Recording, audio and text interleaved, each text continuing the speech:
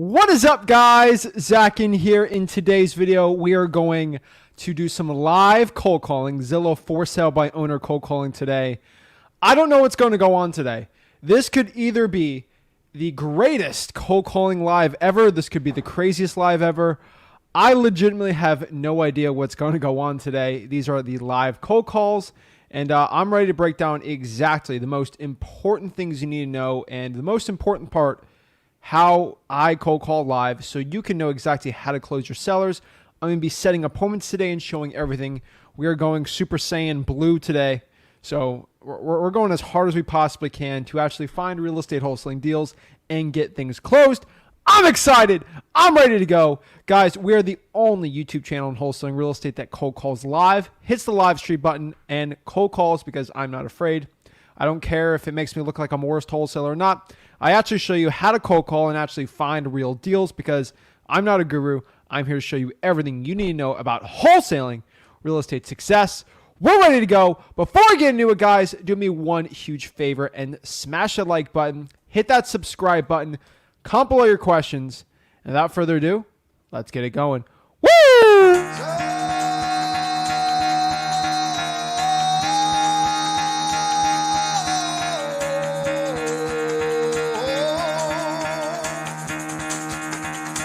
Get the fuck out of bed, bitch. Go.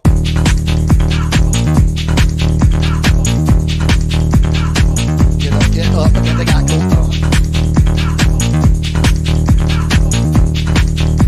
Time to wake up, bitch. Get up. Get up, bitch. Get up.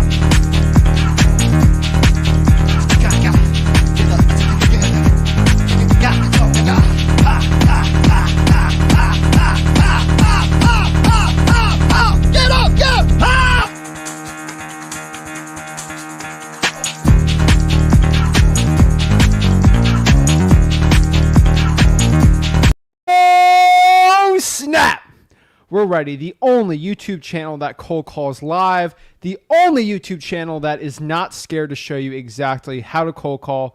I'm not here to sell you on a cold calling course, a $10,000 how to cold call course. I'm here to show you exactly everything you need to know about how to cold call your sellers. So without further ado, what we're going to do is pull up the spinner wheel where we are going to randomly spin out where I'm going to be cold calling today. I'm going to cold call and try my best to close a seller. Who knows what I'm going to do today? Maybe I do really well. Maybe I don't. I just don't care. To a point, I'm going to try my best. And that's all we can do when we cold call. We had a really good one last time. We got kind of lucky on it. So I'm going to say, so guys, do me a favor, smash the like button and subscribe. And let's start seeing where I'm going to call. So we're on the picker wheel here. And just for my haters out here, it is 5:11 p.m. Eastern Standard. So that means 4 Central...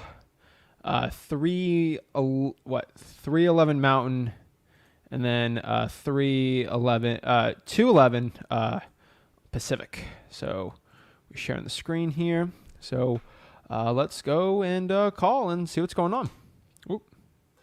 Hold on, where are we at? Where's the spinner wheel? Right here. All right, let's spin it. Where is that calling today? Let's get it going. Let's get it going. All right. All right. We are cold calling Oregon. Uh-oh. Okay. Okay. Not bad. All right, bet. All right, we're going to hide this choice so next time we pick it ain't going to be Oregon. We're going to Oregon. We're going to Oregon today. I guess when the comic books fell down, but whatever, no big deal. So we're going to Oregon today, and we're going to be cold calling some leads here. So let's go and pop up Oregon, and we're just going to start cold calling. So let's pop this one out. And we are going to go to Zillow. And we're just going to go to Zillow. We're going to put Oregon. Oops. We're going to go to Oregon. So let me go share my screen here. All right. Here we are. So I was doing a quick search in Oregon for something. So we are going to reset all filters. So as you can see here, we are in Oregon.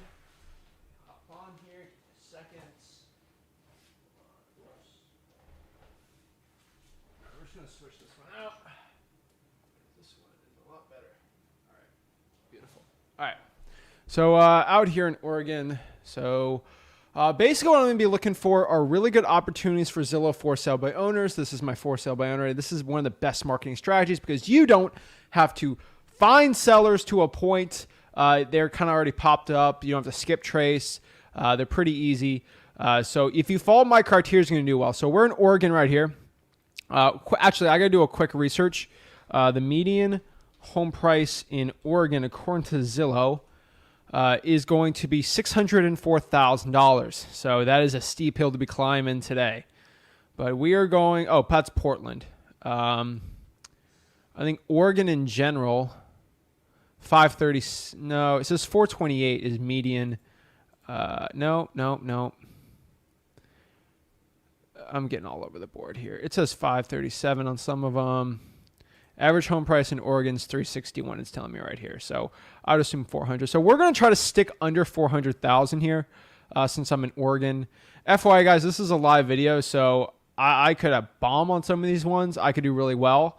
You guys see me, I've gotten like chewed out on some of these sellers before, and I've also locked up some decent deals. So I'm just going to go here to, let's just, you guys learn best from just watching me do it, especially with the cold calling. So that's what I'm going to do. So I'm going to go to for sale here. I'm going to get rid of agent. I'm only going to stick it out for sale by owner. Beautiful. We have about 468 listings, so pretty good. Price, I don't want to go over 500,000 on this one. So that is going to make it a little smaller. And then I'm going to go by newest and scroll to the bottom.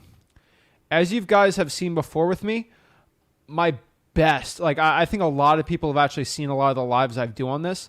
My best calls on these Zillow for sale by owners are always at above 100 days listed for sale by owner. So 605 is a little crazy. Something like this is like where a lot of the good stuff is. We're like, that price is cutting. It seems decent. So it's kind of by that Boise region over there. So we're going to start calling these older ones. The problem with these older ones is, yes, I actually do get less calls on them. So like less people answer them. But the benefit to that to a point is when I get a call, though, that means it's very good. So we're just going to start here, and we're going to do some calling here. Cannot close till January. So let's just have a conversation and sort of see what's going on here with this call. So 503, and I'm just going to call and show you what I got going on here.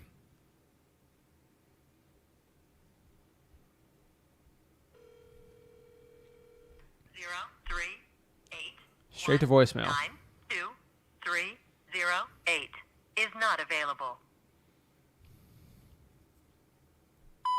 Hi, this is Zach. Give me a call back whenever you can. Thanks.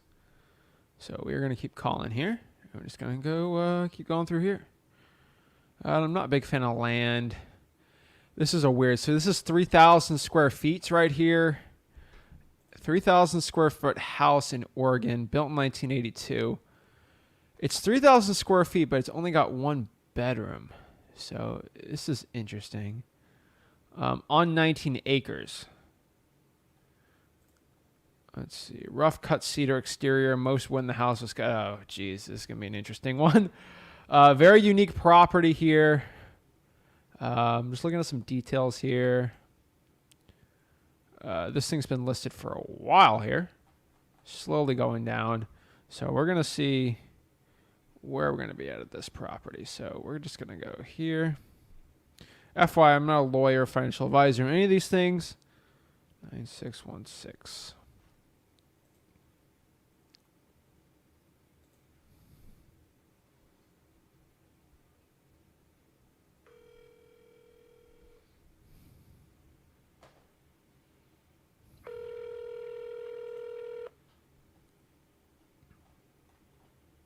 Call has been forwarded to an automated voice messaging system. Jerry is not available. At the tone, please record your message. When you've finished recording, you may hang up or press 1 for more options. To leave a callback number, press 5. Hey, this is Zach. Give me a call one. Thank you. All right, let's see here. Alrighty. Let's So this is what I can see here. Let me show you guys. So we are currently looking at a old manufactured house. Looks decent though, right? Look at the pictures here. Not even close to 427. They're just going off of Zillow here.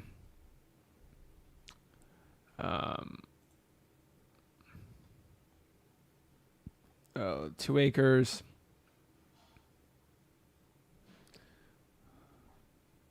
Maybe I'm like decent. Worth a call, right?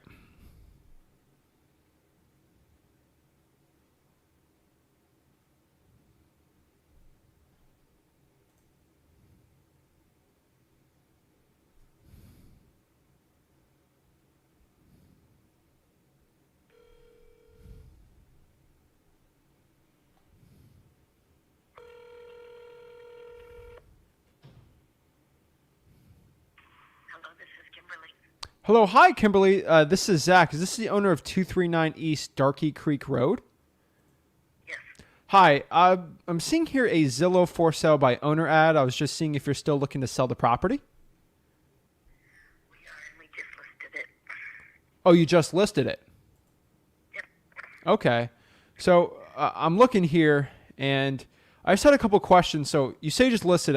This thing, it says it's been listed for sale by owner for maybe a year and a half now, since November 2020. Did you buy the house? What's going on with it? Say it again, please. Yeah.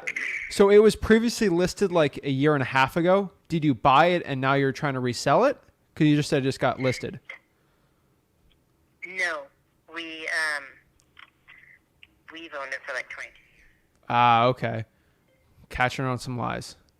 Okay. And so I'm looking at this. Might be a property me and my partner might be wanting to buy.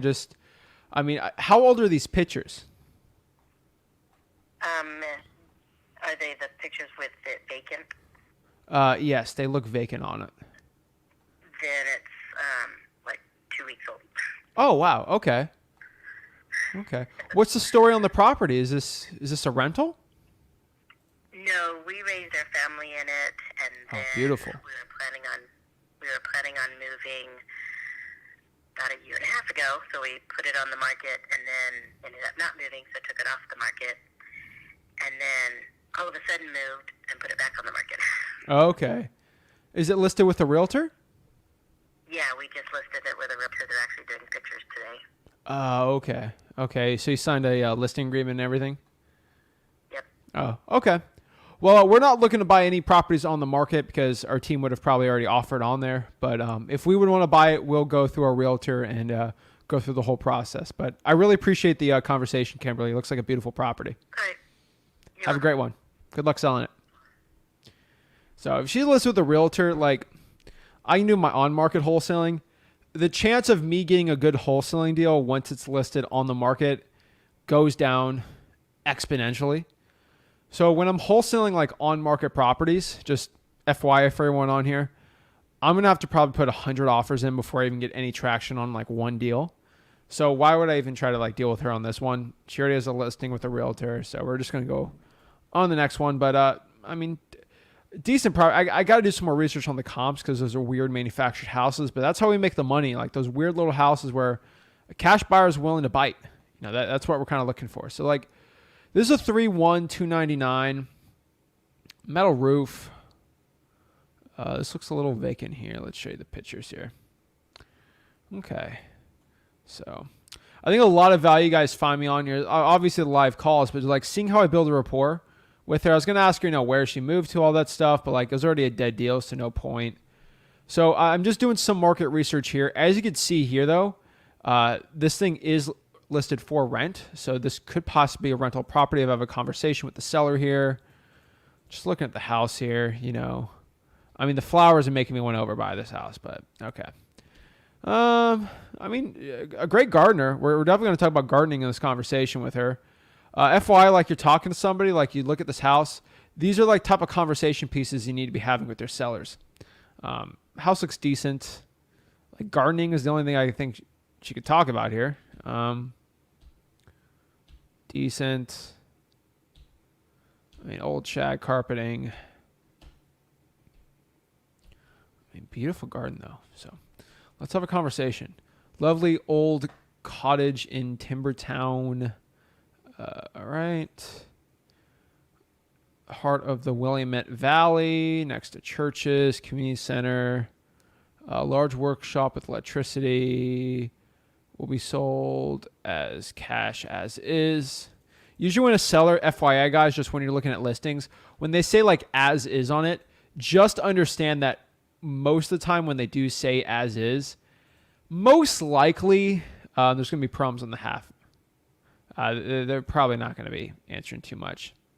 I work with a title company with my real estate attorney. Okay.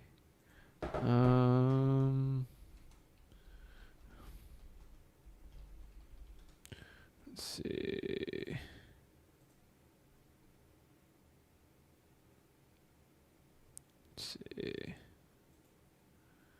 Alrighty.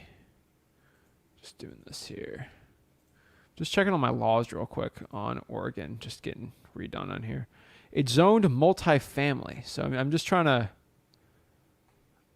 It looks like it's only one house. All right, let's just call her. I mean, I just asked her the question. So this could be... so new construction could be. Okay. So 503-876-2222. I mean, I might push for a...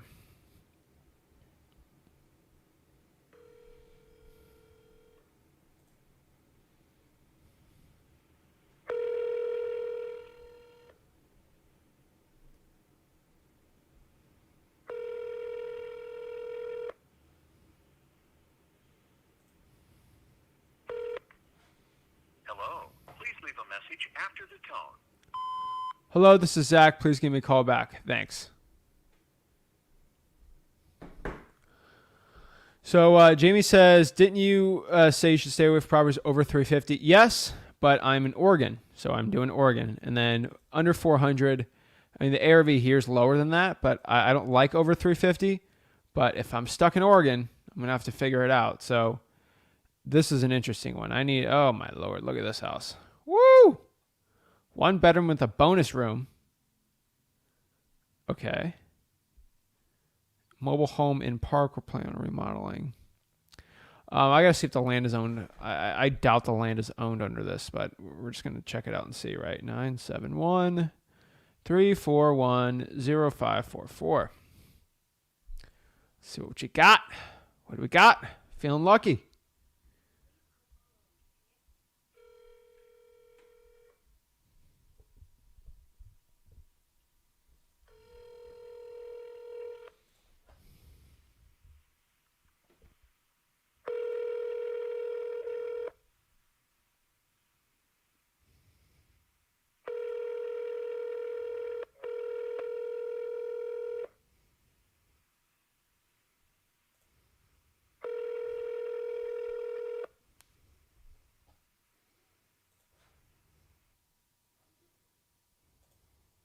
Please leave your message Oh, for I see a dog. Dara Lopez.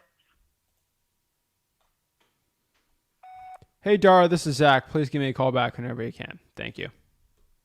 All right, keep on calling. I saw a dog, so that got me excited. Every time I see a dog, you know, it's a good day. I see a lot of dogs, so we're good. All right. Built in 1930. It's a good-looking house right here. Look at a good wholesaling deal, right? I don't see anything too bad about this one. 1930. Tenant occupied. Beautiful. Looks like they're paying $1,200 per month. Tenant pays for lawn and maintenance. Wait, what? Hold up. Okay, 732. Tenant pays $1,200. Country style eat-in kitchen. Oh God. Okay. Sweet Home Oregon. That's an interesting name. Okay. I could actually make this work. Let's call Piper. 305. We got a Miami guy on the line. All right. Or gal. Piper was a name in right, Fallout 4, the newspaper lady.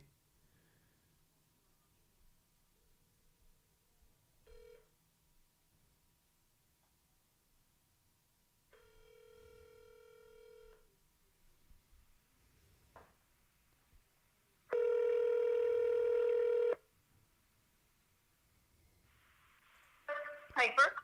Hello, hi. Is this Piper? Yes. Hi, this is Zach. I'm calling about a Zillow for sale by owner listing I see here in Oregon. This is the owner of 1547 9th Ave? Correct. Okay, perfect. So I'm just seeing this here. I just had a couple questions. I know this has been listed for like 195 days. Are you still looking to sell it?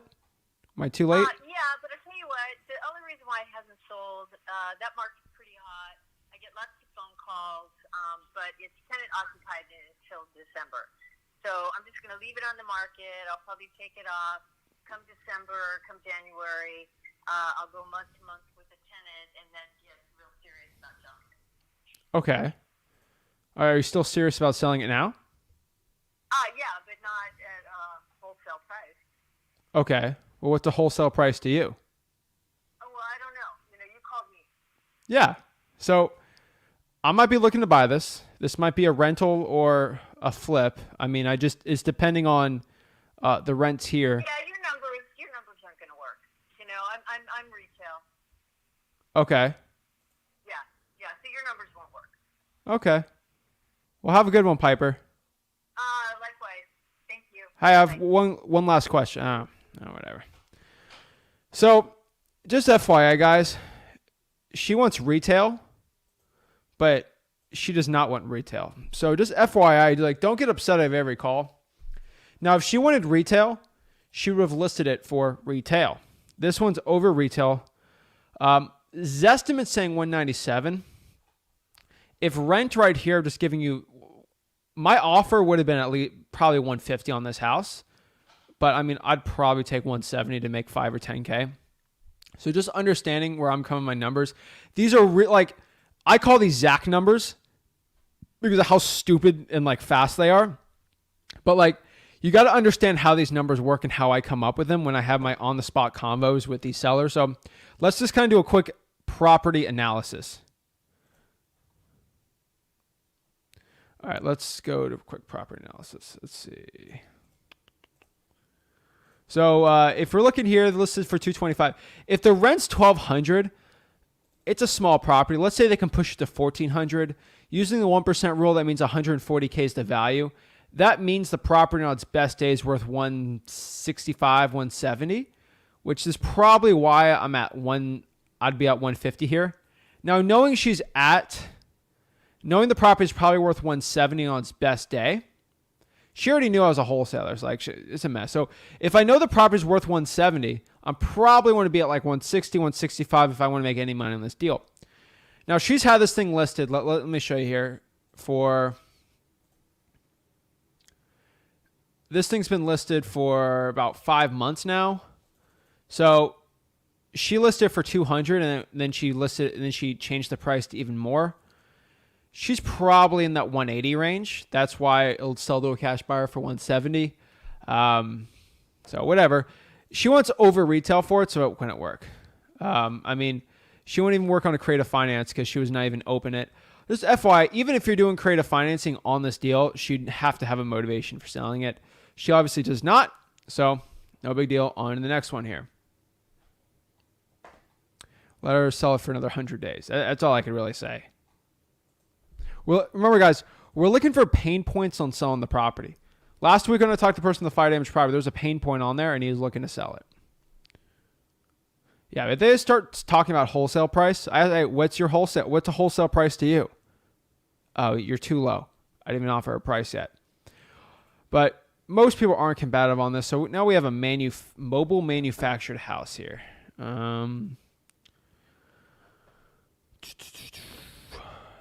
Not an HOA, lot rent. All right, we're going to skip it if it's got a lot rent on it. So we want the land underneath. We want the land owned underneath it. This is a better one right here. Got some snow on this, so obviously this is an older picture. Right here. Okay. Actually a decent house here. 360's pushing it. Let me look at the picture here. So not a mobile home, but okay. So just FYI when you're looking at properties, guys and gals. Oops. I'll go back here. All right. FYI, guys and gals looking at this. This looks like a manufactured house to me, which Not the end of the world. It's just going to be worth most likely less than a regular like wooden house. I mean, I can kind of see a crawl space most likely in here. Let's look at some more pictures here. Don't want to spaz it out here. It's got that. When you look at the house, you can see if it's creaking underneath with a crawl space. That usually screams manufactured home. I mean, this looks like it to me. I mean, clean house, but like for 1975, not bad. Okay. Let's go see this. It's 22. Jeez, all right. We got quite the essay written up here. So this is definitely an overpriced house. Just kind of a conversation, see if they have any motivation at all for selling it. And that's we're kind of going in and out, you know, of this.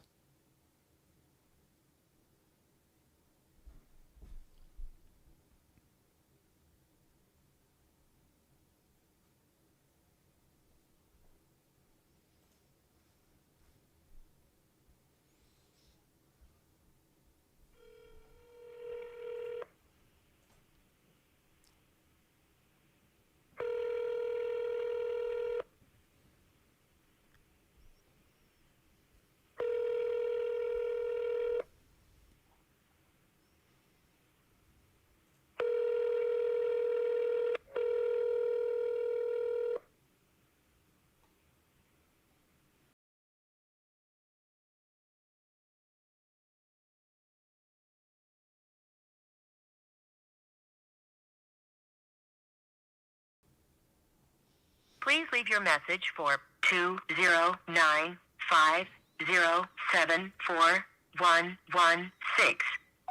Hey, this is Zach. Give me a call back whenever you can. Thank you. All right, so this home was pending 169 days ago. So definitely worth a call. Oh, no, it says sold 6/6, so oops. Never mind. All right, now we got the weird houses.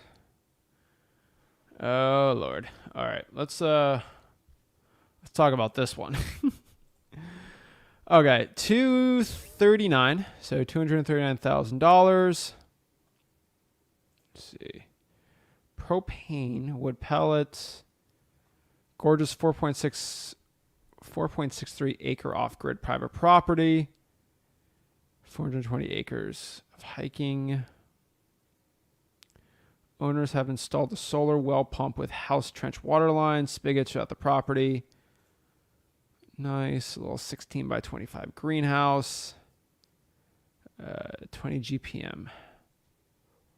I'm not the solar pump expert. I'm not going to lie here. But, what are you going to do?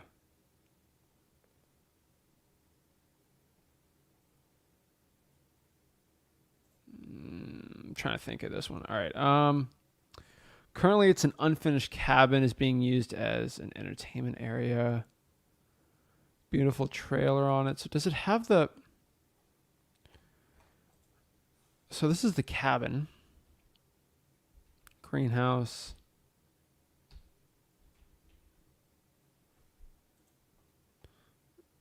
Okay.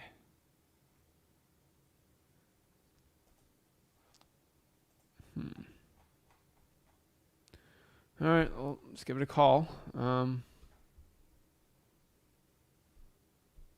No seller carry option. So this person's already been called launch.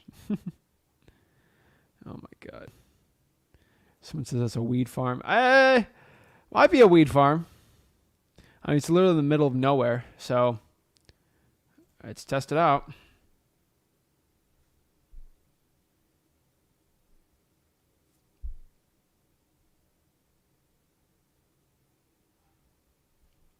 Worth a shot, right?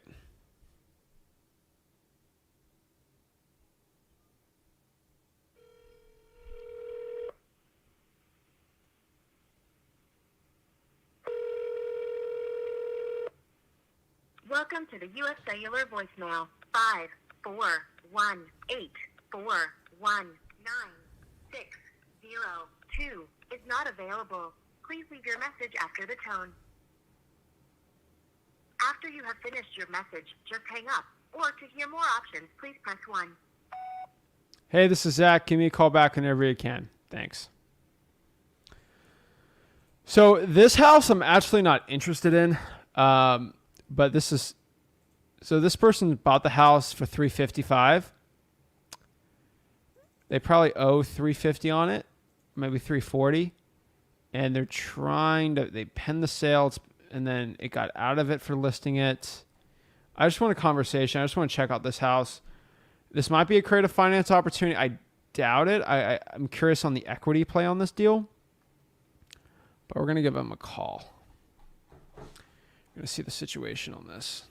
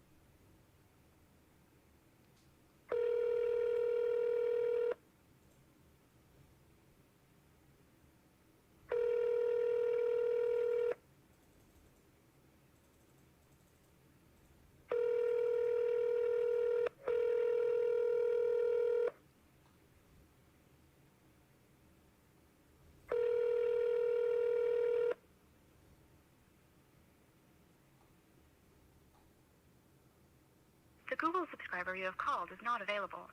Please leave a message after the tone. Hey, this is Zach. Give me a call back whenever you can. Thank you. We're going to call this price cut.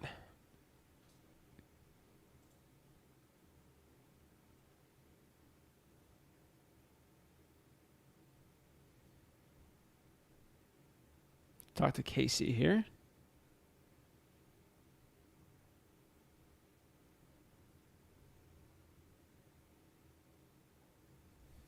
Got another one. I will not consider owner carry options.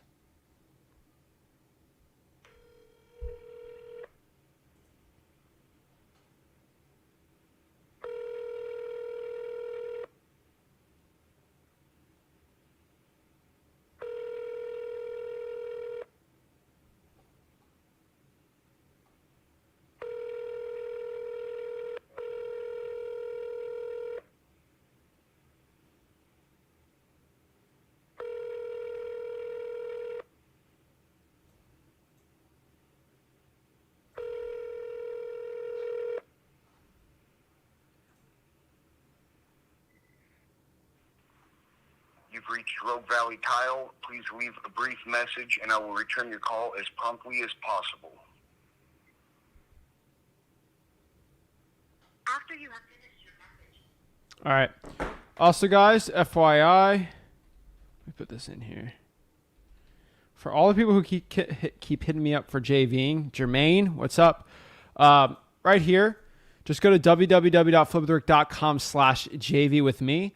That is the link. www.flipwithrick.com/JV with me. That's the link. We got our systems updated. So why I have that put up there, www.flipwithrick.com/JV with me.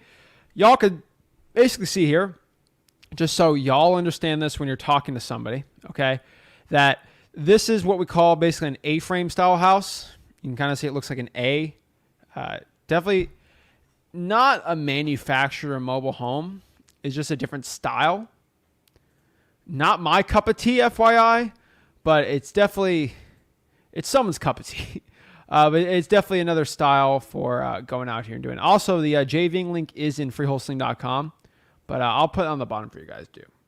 So it's a nice looking house though. So we're gonna give this one a call and see. So, whoa, fractional ownership share in South Meadow. Is it a timeshare?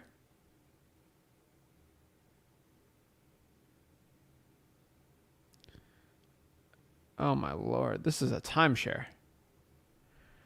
All right, we're going to call this one.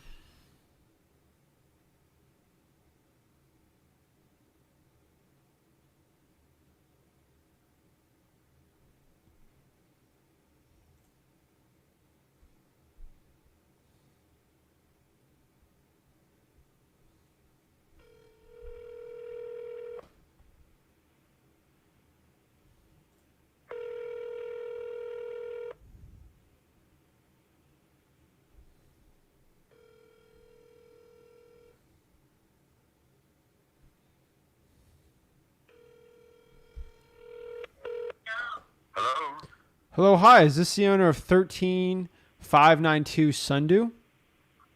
It is. Who's calling, please? Hi, this is Zach. I see a Zillow for sale by owner ad, and I just had a couple questions about the property. Yeah, Zach, are you interested in purchasing a home there? Well, yeah. Well, I'm just curious about this. Are you selling the house, or are you selling a fraction of the property? I'm selling a fractional interest in the home. Oh, okay. All right, just making sure. Okay. Yeah, I probably would not be interested in that one then. I appreciate it. Zach? Sounds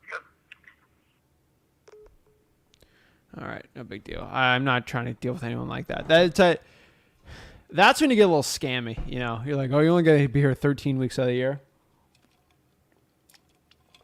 I mean, it's a beautiful house, but listed for $239 for a fraction. It's, oh Lord, that's a weird one.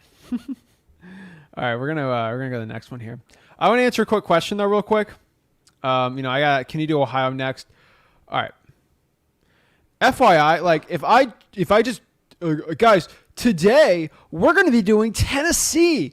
Guys, I'll literally turn into a guru because then I'll have my grandma on the other line on and make a fake listing and be like, have a great conversation. I'll wear my special t-shirt and I'll be like, wow, I'm closing a deal. Buy my course. Guys, it's all fake, okay? Y'all want to know, I'm talking to real people. These are real crazy sellers I'm putting on. I got one guy commenting, oh, you're bowing out, bro.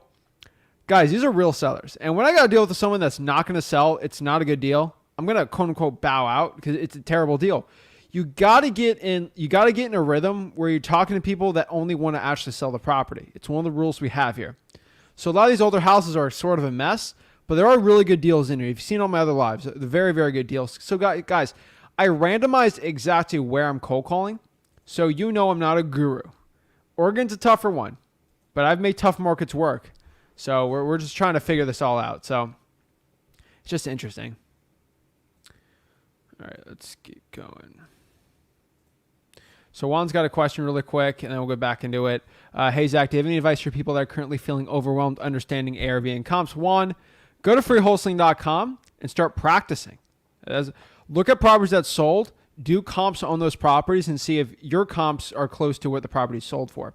That's the best little piece of advice I got here. So, Sweet Home Oregon again. Is this another one back on the market due to current buyers not selling? We are now accepting offers again. We're going to love the remodel work on this one. Golden Jewel. So this is one. Wait, so there are 4 children. We have agreed to 350. So 4 children. They've already sold the house. I'm going to skip this one. I don't see the motivation on this one. So this one, all right, I like these manufactured houses actually. Space rent, nope. Land is not owned underneath it. All right, more interesting here though. Yeah, I love the people that like roasting me. They try to roast me for non-motivated, like for talking to someone who's not motivated. Like guys, when there's no, this is completely true. When there's no motivation on the seller, there's no money in the deal. Keep it going. And what I mean by like, here's one thing you got to understand. Like, even if they want retail, they could have a motivation for selling that. And this is a wholesaling thing, but just FYI. Also, Juicy, I'm not going to stop the entire stream to put you in my Facebook group so you can talk to me one-on-one, and I'm doing no one-on-ones today. So we're doing no one-on-ones today. But request to automatically put someone in the group, I'm not doing that. All right. I'm the only one dealing with this right now. So you're dealing with just Zach. So I want everyone to understand this when you're talking to a seller. Motivation comes in, it's just somebody looking to sell the property. So let's kind of bring this from the top. You could want to sell for retail, but have a motivation for selling it. Somebody who's really motivated to sell the house could want retail, and they list it for what the thing's worth. When you list it for over retail, and you've listed it for 150 days, you're not motivated, okay? Just FYI for everyone out here, people get so upset with me sometimes. Like I talked to a seller that wants more than retail for the property, and they don't want to do creative financing or a wholesale deal. And they've listed it for like 6 months, and everyone's like, oh, you need to go in a 10-hour conversation with this person. Guys, that's how you waste your time. So when there's no if there's not a reason for selling it, even if a motivated seller will list it with a realtor, like if they're really motivated to get rid of it, they sell it with a wholesaler, right? It's just not a motivated seller. So if there's no motivation in the deal, I'm not going to do it. So if someone's sell a fractional share on the property, like I just saw there, they don't want to they don't want to get rid of the house. Okay? Not good. No bueno. So let's do, hold on. Victorian property. See, this is a lot nicer. I'm liking this one. Okay. I don't think we have a phone number here though. Unfortunately, I don't see a phone number. No phone number on the good house. Of course.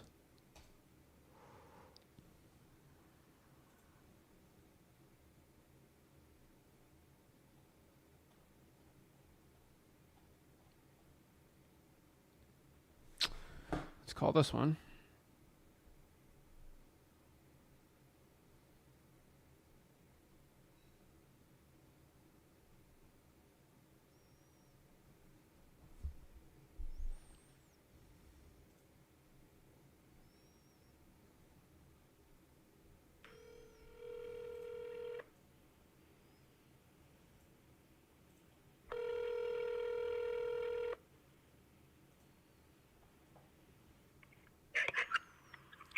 Hello? Hello, hi. Is this the owner of 3373 Watson Avenue? Oh, hang on just a second. Yeah, no worries. Oh, I'm sorry. Let me get off the road here. No worries. Okay, so, hi. Hi, driving safe?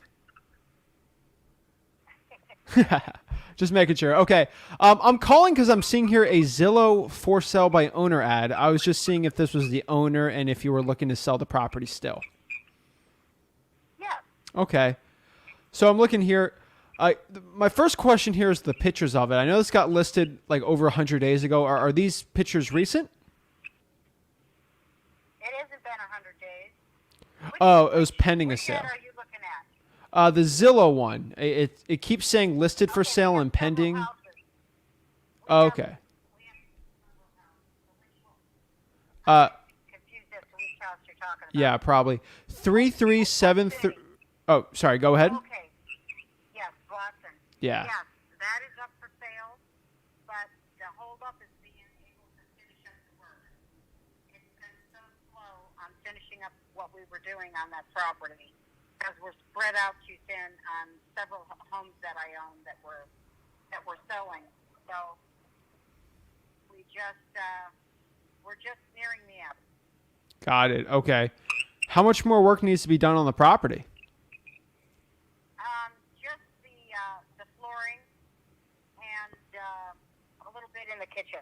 That's Okay. it. Okay. I mean, you don't have to tell me how hard it is to get people to work nowadays on these properties. No, it's my son. He's a general, but I've got him on like 3 different projects, and he's very finicky, and so he's not a hack. He does the work just beautifully, but it just takes long, and I would have thought I should have had this sold a long time ago. And matter of fact, I did have a gal that was interested, but she couldn't wait to get the work done. Got it. Okay. We were pending for a while, and then she couldn't wait. Her loan commitment was going to run out. Okay. Her interest rate lock. Got it. So anyway, are you an agent? No, I'm actually a buyer. So it'd be me and my partner looking to buy the property. So I just have a couple questions here. So is this $369,000 price with the renovations already done, or with me buying it and doing the renovations? No, that's with the renovations being completed. Got it. Okay. And what's the story on this property? Is this something that you've completely gutted and redone? Was this an old rental? Like, what's the story with it? We put in a new kitchen. I bought this place back in 2002. Okay. And so I've had it for years. It was in good shape, but it was time for a roof. So we did the roof, a brand new, nice roof, all the way down to the studs. We started over, and like I said, my son's a general, so we do it the right way. So new roof, new front door, new windows, new paint in and out. The floor is being refinished. We've got hardwood. It used to have carpet for many years. Mm-hmm. We ripped up the carpet because I love hardwood. So we're doing the hardwoods throughout the house, and then the master bedroom is the only one that's getting carpet. We've got the carpet. Okay. Just waiting to put the stuff in. Okay. Were you living in this house? No. So it was a rental. These were all rental properties that I've owned for years. Okay. And I'm guessing it's vacant? Pardon me? So I'm guessing it's vacant right now? Well, if my son's got his stuff there, he's probably going to be down there in the next day or so. Got it. Okay. He stays down there when he works. He's got his rig out front. Okay. I think I see the truck here. Yes, I'm sure you have. It's got a truck and a trailer, one of those Wells Fargo trailers. And so he's, and he's been dialing in the yard. He's been doing a little bit of everything down there. So it's a really nice tract over there. And I had like 5 of them down there, and I'm down to 2. So it's a nice tract, and I know it well, and I know all the people that are down there, Yeah. Okay. Years of owning down there. So Watson Street is a nice, clean street. Everything, got good neighbors where they keep up the property. Okay. And what was your name? Parking on the lawn and all that junk that you see sometimes down there makes me nuts. Yeah. Why people would do that, but anyway, that thing should definitely rent out. If you're looking for an investment, then right. Okay. So I'm just so what's your name? Renee. Renee. Okay. My name is Gay, C-A-Y. Got it. Okay, Renee. So this is Zach. So since you've owned, huh? I said hi, Zach. Hi. So it'd be me and my partner looking to buy this property. You've owned this thing for a while as a rental, so you know this probably best. If I was going to buy this for a rental, with your experience in that area, how much do you think I get in rent if I just bought this thing turnkey? I was just going to tell you that. You should be able to get about 1,800. Okay. Yeah, that's the thing. When they're nice and fixed up and in pristine condition or turnkey like this one's going to be, definitely 18. Okay. It's only 1,072 square feet, but 18. You'd easily get that. Okay. And then, of course, we really screen the people. We get people with really good credit. Oh, you have to in Oregon. We make sure we really screen them good. But you know what? I've had really good luck with my tenants. Some of them we've had for 10, 15 years. Mm-hmm. Same people. You know what I mean? Because we maintain them. Oh yeah, it makes it so much cheaper. And we keep them just slightly under the going rent. So they're getting kind of a good deal, and for what they look like and everything. So we don't have any problems with renting them out and getting good people. Got it. Okay. That's the key, really. Okay. If you get a jerk in there, boy. Oh yeah. that can be a problem. I'm pretty well versed in this. I had 100 houses. Oh at wow. one time. So I'm no novice. I'm from Laguna Beach, California.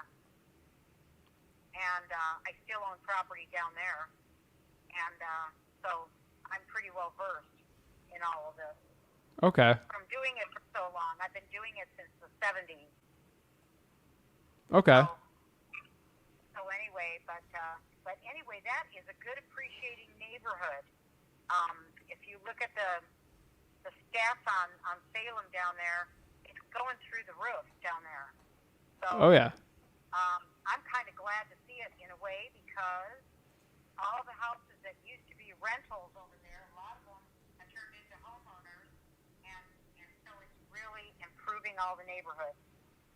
That's what I'm noticing personally. Yeah. I mean, it's a good area. That's why it'd be a good rental here. I'm just kind of, Definitely. I'm just doing the math here. So, you're an experienced investor. You've been doing this since the 70s. You know what you're doing here. I'm just trying to do the math here. You know, Easier than I can breathe. After you do it for a while, it's just like, you know what I mean? Yeah. After you do it night and day for, well, let's see, about 50 years now. I guess I do. What Yeah. do you need to know? No, I mean, I'm just doing the math here. If I'm going to get a cap rate on this, what would it be? I mean, this is going to be 4 to 5% for Oregon, which is a little lower. I'm just trying to look at this overall. If I just buy this thing cash, like no financing, just straight up cash, I mean, what works for you? Yeah. Because I just got to go off of a cap rate. Doesn't matter to me. I get cash up through escrow or cash. Doesn't matter to me. But here, why aren't you looking at distressed property? Oh, Are you able to? Do you have somebody that knows how to do the work, like the plumbing and the? See, my son is a general. He does all of that stuff. He does not do roofs. We have an outside contractor roofer that does all our roofing, but he could do roofs if he wants to. But he does everything, and that can be pretty spendy now. If you buy a fixer, the problem with the fixer is you have to put money into it after you buy it. yeah. And I heard that wood prices are starting to come down a little bit now. Is your son a general? I forgot. Now things like wood products are coming back down, so that's kind of a good thing. Yeah. Okay. But I like the area. That's why I bought 5 of them down there in that area, because I like that pocket of area right off of Hawthorne there, Watson and off of Livingston and by Lansing. I bought all in there because I saw the potential in that area, and it's a good area. I even have another one that's bigger. It's up for sale for, I think, $465 now, and that's 2,500 square feet. That's on Alameda. You probably saw that one as well. Yeah. 2320 Alameda. Yeah, I gotta look that Just one. now put the windows in. Brand new roof, windows, landscaping. Getting ready to put some flooring and refinish the floors. And that's a nice house. That one would go for about $2,800 a month, and that could even be made into dual living. Yeah. My last tenants that just moved out of there, the grandparents, which are young, they're in their 50s, they lived upstairs, and then their son with the 2 little kids lived downstairs. So you've got like 4 bedrooms, 2 baths, 2 fireplaces, central air, and 2,500 square feet. Okay. So Okay. Well, just calling about this one.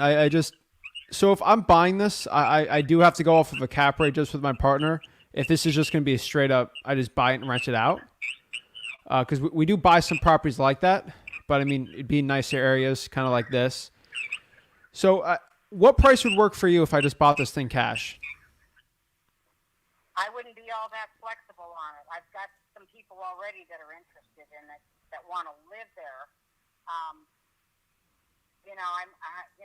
It ain't going to be worth your while. It might be $4,000 or $5,000 less. That's about it. Got it. Okay. And I mean, I'm trying to think. why are you looking to sell the property then? Just curious. Because I'm up here in Lake Oswego in Durham area, just north of there, about 30 miles. Okay. And it's getting more difficult to get my son down there because he's got properties up here in Lake Oswego. And it's too hard to get him. He's almost got to go down there and stay. All right. We're going Kobe. Game winner. We're going to try this one. Let's see. Okay. So That's the only thing. Other than that, it's got a great appreciation. I mean, I think you can't beat it. yeah. And if you're looking for rent, do you think rents are going to get cheaper? I don't think so. Most likely not. I mean, that's why I'm buying rentals too. So, Yeah, because there's such a shortage. They can't. I have people asking me all the time if I would rent that to them, but I can't. I'm wanting to sell now. So, but there's a ton of people that ask me every day because you can't find anything.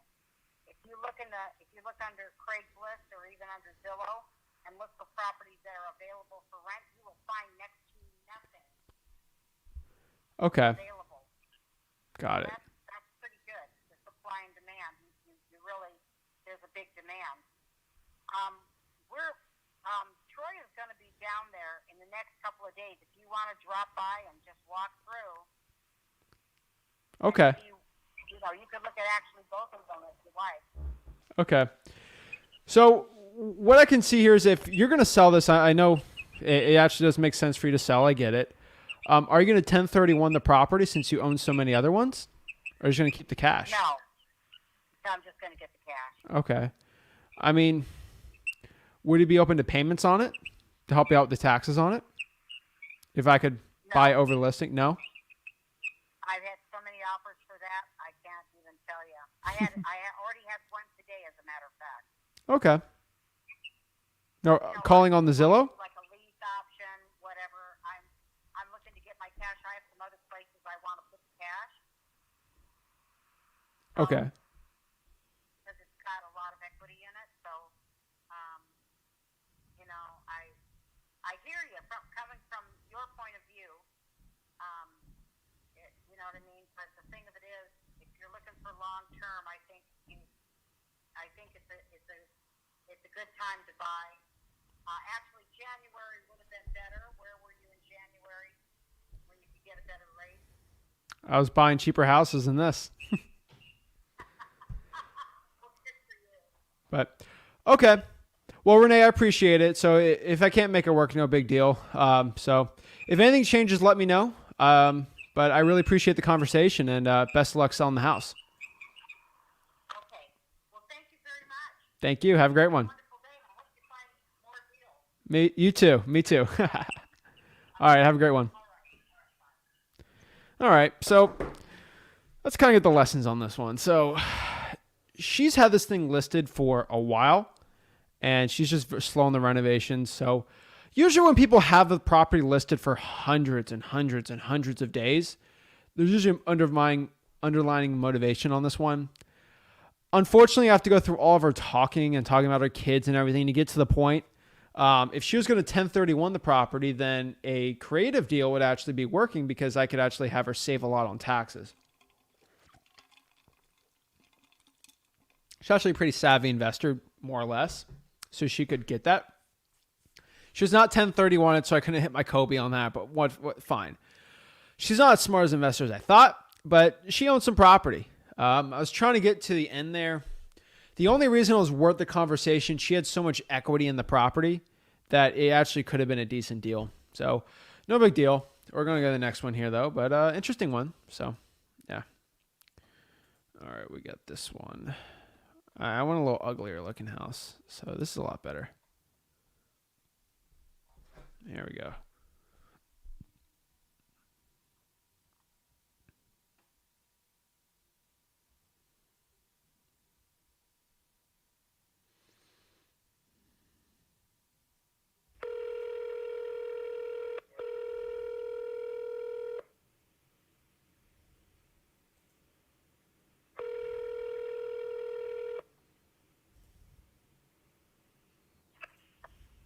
Jody Harrell Construction is not available. Hey, Jody, this is Zach. Give me a call back whenever you can. Thank you. So 1031, just look it up if you're like a wholesaler. You don't need to know it, but like when you do some of the more advanced things, like the only reason I could make that deal work, because I'm not going to call myself advanced, but like I know a little bit about it, where I can kind of get a creative deal on that one just off a cold call. I've done it before. Just look it up. There's YouTube videos. It just lets you save on taxes, selling the property, deferring it to another house. It's not that simple, but like it might be going away. I know the current presidential administration was looking and they took it out and they couldn't get it passed. They usually, it's still common right now, but a big shot investor like her should obviously know what that is. And most likely if she was a big shot investor, she would have actually done that. Kind of weird that she wasn't doing that, but whatever. I mean, some people don't. So another mobile, like the mobile cheap houses actually work really well.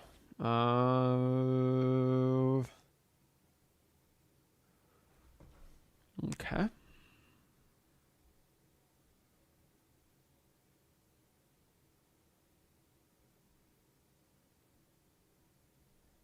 Let's have a call about this one.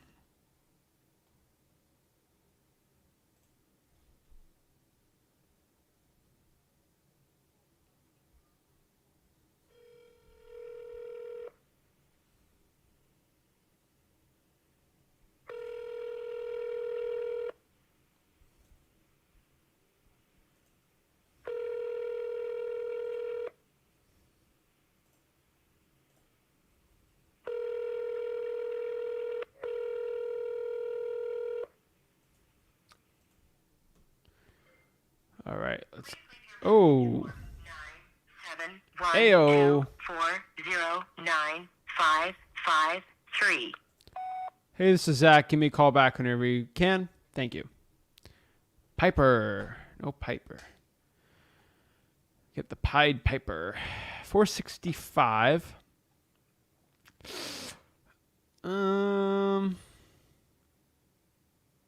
Seller will pay 10 grand of the buyer's closing costs or buy down interest rate. So this is a red flag on this one, just for everyone. This one's I'm most likely worth my time because he's listing it so high. He's willing to pay buyers and stuff. Yeah, I won't even look at this one. This one's a little too crazy.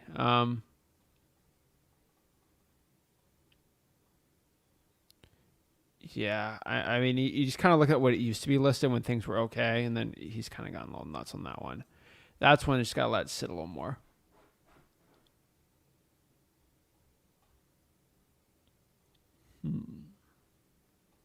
This one's more reasonable on a 1,600 square foot one. It's okay. Worth a call. I mean, here's the thing, guys.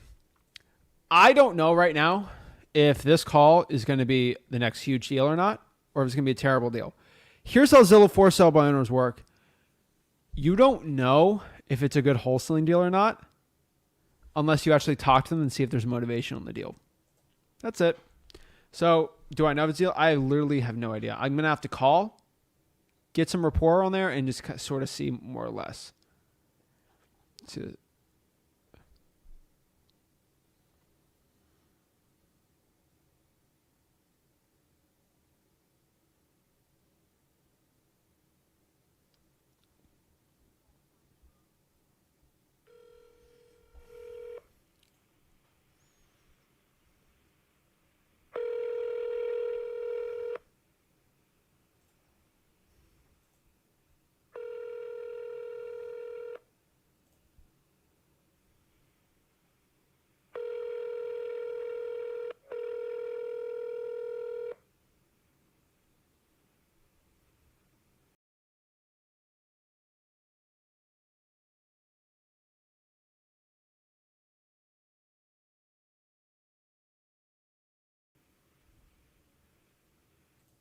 Welcome to the U.S. Cellular voicemail. Ooh. 54182168663 is not available. Please leave your message after the tone. After you have finished your message, just hang up. Or to hear more options, please press 1. Hey, this is Zach. Please give me a call back whenever you can. Thank you. Okay, so this property is zoned R5. I don't know in Oregon what that means. Let's see here.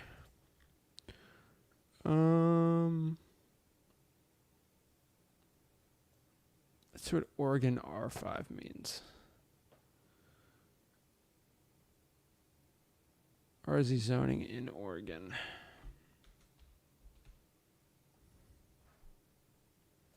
R5 in Oregon, intended to provide for low-density rural home sites. Okay. Not a big deal. Okay. Listing agents, infill housing rules.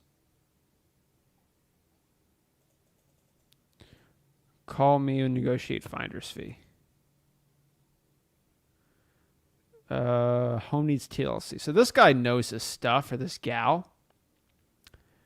This guy's going to try to tear me up, but we're going to see how sweet and nice this guy is.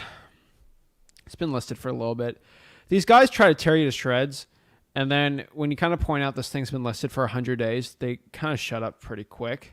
So it's always a fun convo when they try to tear you up and you're like, well, this thing's been listed for a while. And a big reason why a property like this is listed for a while, just so you can understand this. Let's see. Try to show you this. Okay, so right here, this thing's been listed since last year, basically, even over a year, for $451. It's pending a sale, probably because it was too high, didn't appraise. I'm just letting you know what I'm thinking here. So he lists it for lower, for $398, because he needs to sell it. He removes it. He thinks the house is worth more, and then he changes the price to $486. So this boy needs to be under $400. I just got to see if he's hurting or not on the property. I doubt it, but it's always worth a call.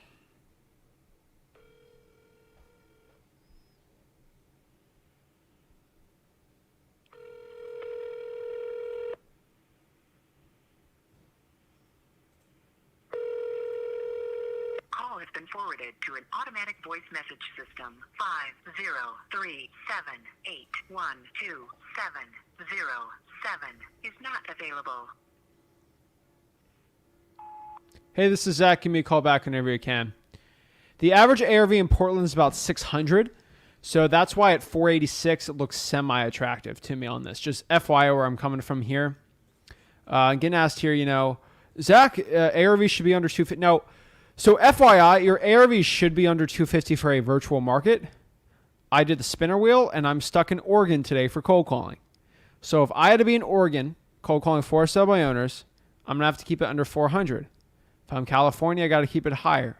If I'm in Georgia, I'm keeping it under 200. It all depends on where you're at on these. Alrighty. A studio in Lapine, Oregon. All right.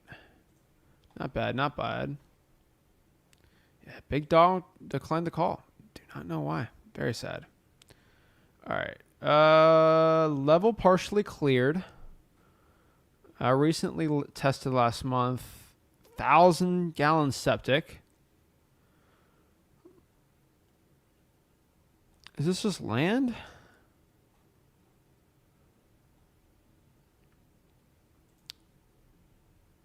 Looks like it's just an acre. I'll call and see. Because he said partially cleared. So he's got a motivation for selling it.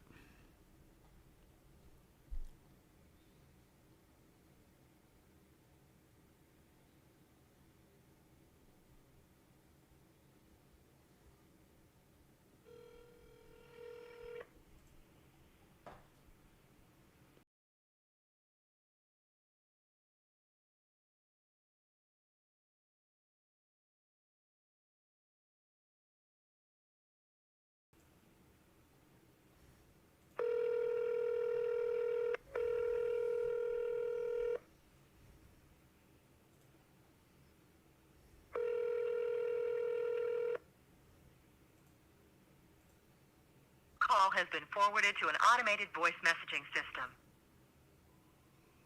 K2RK. Is not available. The mailbox is full and cannot accept. All right, so this one's interesting too. This is an infill lot. I don't like calling vacant lots on these, but this is an infill lot, which means, do you see how this is property, blank vacant, and house, blank vacant land, and then house, infill lot. Builders pay a premium for houses like this.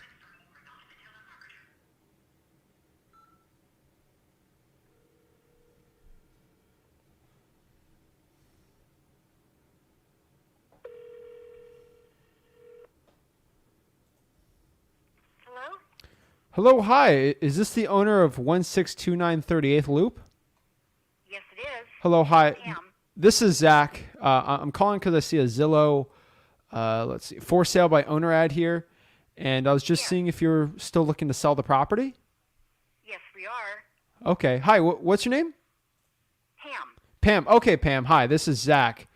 Yeah, Zach. So I'll just tell you why I'm calling. Me and my partner, actually a builder, would possibly be looking to buy this and kind of build upon it. I just had a couple questions about the property and the HOA and things like that, and see if this might be something that's good for us, or if it might not be a good fit at all. Okay, let me give you to my husband because he's the secretary treasurer of the HOA, and he's got all of the information you probably need. Okay. And, okay, this is Bill. Okay. Okay, this is Zach. Hello? Hello, Bill.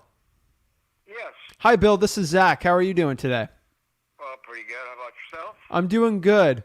I'm calling today because I work with some partners that are looking to build around Oregon, and we see an infill lot like this right here, and this might be something we might want to build upon, but obviously this isn't an HOA.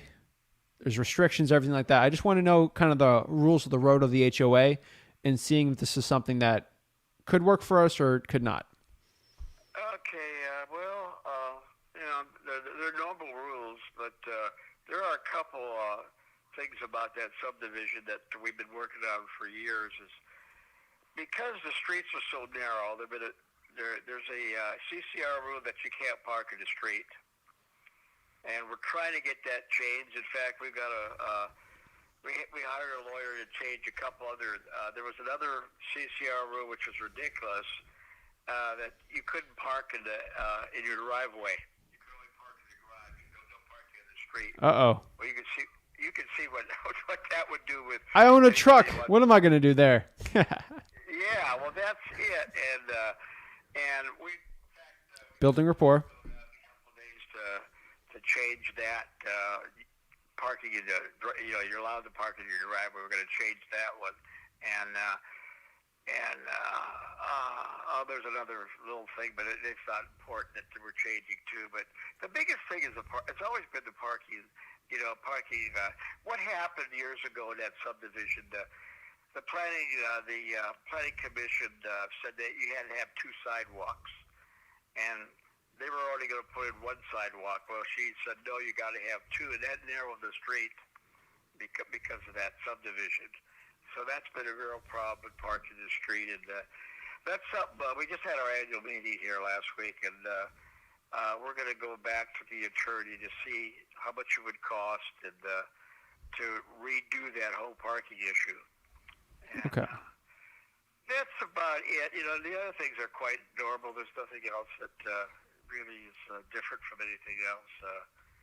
You can rent your property out, and you just have to follow the CCR rules. The person that's renting and that. Okay. So it's $200 a year is the HOA fees, and those fees go to. We own that road. That street in there is not owned by the city, so we're responsible for any repairs that has to be done. So, and the fences and the lights. That's basically where the HOA fees go to. Okay. That's not an equity membership or anything like that? No. Okay, good. I've seen too many of those. It drive me crazy. Yeah. Okay. And do you live in this neighborhood? No, I don't. I have the vacant. There's only one vacant lot left, and that's mine. Okay. And I've owned it for 15 years. Okay. And yeah, it's the biggest one in there. It's if you look at, I don't know where you have. If you look at Zillow, it'll show you the map of that whole subdivision, and my my lot is the biggest one in there. Okay. I'm going to ask him what his story is, just to build some rapport with him, too. Square there in back of that, and actually, it's pretty. The privacy. You got a lot of privacy back there because that's way back in there. And but other than that, I don't know what else I could tell you about it. It's a nice neighborhood. Most of the people that live in there like it very well. Okay. What's the story on this piece of land? Like, why haven't you built anything on it? Why did you buy it? Like, what's the story on it for me on it if I'm going to buy it? What do you mean? So, were you buying this because you were looking to build on top of it? Yes, I bought it 15 years ago. Okay. And we were going to sell our house here and someday move down there and build a house, but my wife doesn't want to go go there anymore, so that's the reason why. I get it. Happy wife, happy life. Yeah, that's right. I Okay. still like it in there, but Okay. it's a nice place. It's walking distance of Fort Myers and all the different spots there, and so that's why I kind of liked it in there. But we got different plans now, so. Okay. And so I guess my last question here is, I mean, we look to build upon it. So this thing's been listed for $85,000 for probably a couple, almost 3 months now. Is there a reason why it isn't sold? Well, Is there an issue with it? I paid $85,000 for it 15 years ago. Okay. So I'm stuck at $85,000. I've lost too much money on real estate in the past, and I'm gonna probably just let it go until the prices go up a little more. Which is, that's why I got it at 85. Got it. Yeah. Okay. Yeah, I'm just and it is the biggest lot in there too. And, Yeah. some of those other lots went for about 70,000. There's 2 empty lots across the street from mine, and they went for about 70,000. So, I'm just thinking that I know it's a little high, but I'm just gonna let it ride. Okay. How much are your taxes on that per year? The taxes, they're about 500 or 600, Okay, that's not bad. somewhere in that range. I think it was 550 last time, something like that. Okay. Alrighty. I mean, would you take payments on the property if, like, over time if it's at 85 until I kind of build it? Because I mean, it still is too high. Well, I get why you're at that price, yeah, but you mean take back a loan on that? well, I'd probably give you payments on the property over maybe a year or 2 or 3, while I get my ducks in a row to actually build upon it, so I can spend more time kind of on the renovations and the building of the property. Well, that's a possibility. I have to talk to my wife about that because she wants to sell it right away. So, I don't know. We'd have to. Well, if she sold it right away, it'd be for a lot less. So that's why I'd be offering that. That'd be the full price, Yeah. and that'd be well, you're over what it's worth.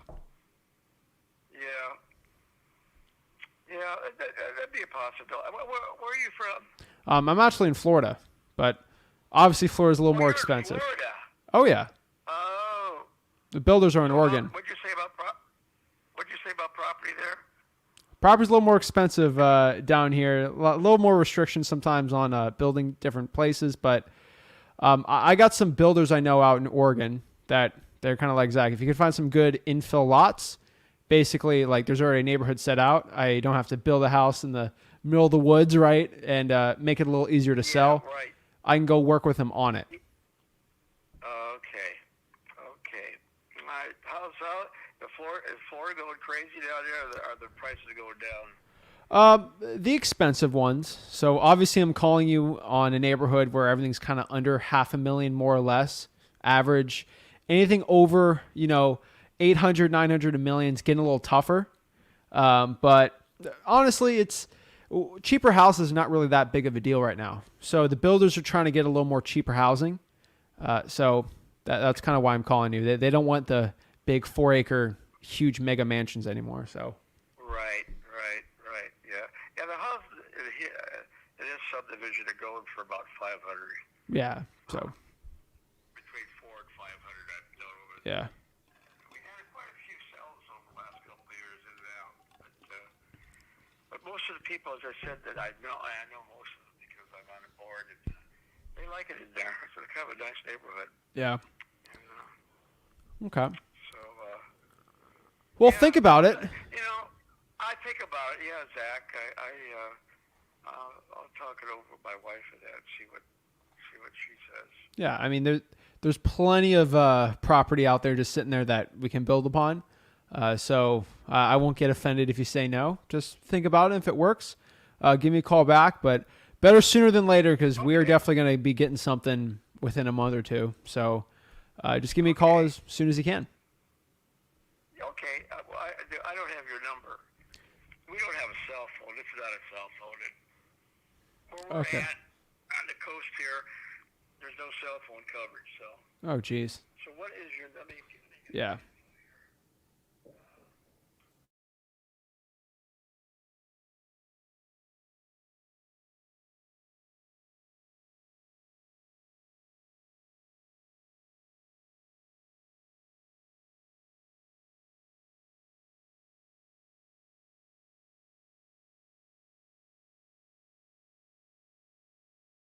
6'6". 6'6".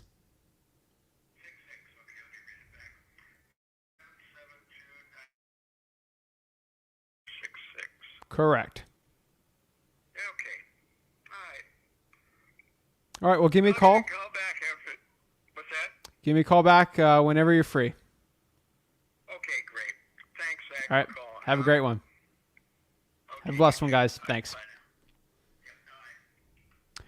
That's it. Like, guys, you really got to look at everything, because if he's willing to take payments on this, I can definitely go to a builder easy on this if it's worth it, it really depends. But, I was giving the guy my phone number on here. Obviously, I have some builders all over the country I can talk to on an Infill lot on it. So I don't really care what Redfin is. I'd actually have to look at what the land's actually worth. So properties are selling $500,000. 85 might not work, but with payments, it possibly could work for a $10,000 assignment fee. So it's definitely worth it. Yeah, I mean, it's pretty good. I built that little connection on there, so it's just, you got to see if he's open. So Destino, so why isn't he open to 70,000? So Destino, I want you to go back and listen to that conversation I had. He bought 85 and he is not willing to get off that $85,000 price.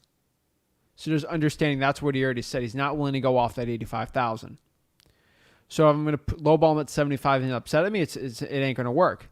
You offer him 70, he's already he's not going below that. He's only stuck at 85. The only solution, I offer him payments on there. Some FSBOs are headaches. I don't know if he paid 85 for it. I'm going to have to look at public records and check. But decent, not bad, not terrible. But like at the end of the day, you just listen to like how I'm talking, and if I can build that rapport, it'll help you out a lot. So Jalen, got a quick question here. So you're telling me this works, bro, it works. Okay, this whole thing, you got to put in the work though. It doesn't work unless you work. Say that one more time to yourself. Wholesaling doesn't work unless you work. So unless you put in the work, it ain't going to work for you. If you put your head down and do the work, it will work. I'm saying the word work a lot. I don't know why, but yes, okay? Kalen. Oh, snap. Hey, everyone. Hope you're doing well. Zach, my first deal is closing tomorrow. Started on 5/19. Holy moly. A little over 2 months. This is really going to help my business and my family.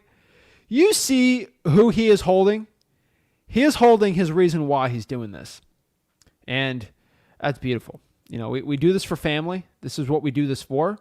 And I love it. Beautiful. Love it. Shout out to Kalen. I love seeing stuff like that. Hop on. Love to talk to you about that deal. Hopefully inspire the people out here on how they can do the same deal too.